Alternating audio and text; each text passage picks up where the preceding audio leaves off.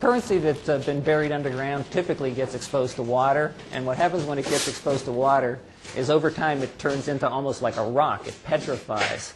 Here, somewhere on the dusty, poor streets of Juarez, Mexico, or here in the desert just outside of town, as much as $20 million was buried. It sounds like the script for a Western movie, but it's for real. We know because for the past several years, this man, Franz Fellhaber, has been showing up at banks in the U.S., turning it in. While there is nothing illegal about turning in $20 million of found money, the way Fellhaber has gone about it attracted the attention of federal investigators. We are very concerned about what we would call a suspicious case, and anything that we see as suspicious, we refer to our Office of Security. Since August of 2005, Fellhaber has shown up with large amounts of cash at several banks. Each time, he tells a different story. It was an inheritance. It was buried in a coffin. A relative found a treasure map.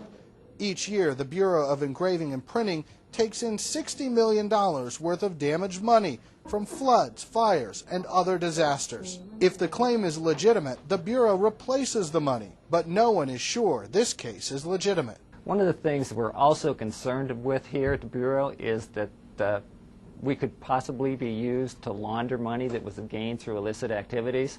If it is money laundering, the scheme is brilliant and perfect. Turn in drug money from Mexico to the government of the United States and receive a wire transfer right back into your own account. The scheme may be brilliant and perfect, but its execution by Fellhaber wasn't.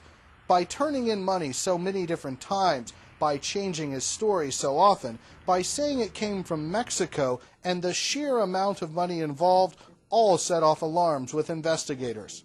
Although it's difficult to pin him down on exactly where the money came from, Fellhaber has always maintained it isn't drug money. We wanted to ask him about it, so we traveled to the border, but Franz Fellhaber wasn't taking any questions. The attorney just called. We cannot do that. Just a couple of questions. Where did the money come from then? I'm a customs broker. It's what I do. In June, federal prosecutors began seizing $6.4 million of the money. In order to get it back, Fellhaber will have to travel to Washington and tell his story to a judge. Investigators can't wait to see which story he'll tell. Rich Matthews, The Associated Press, El Paso, Texas.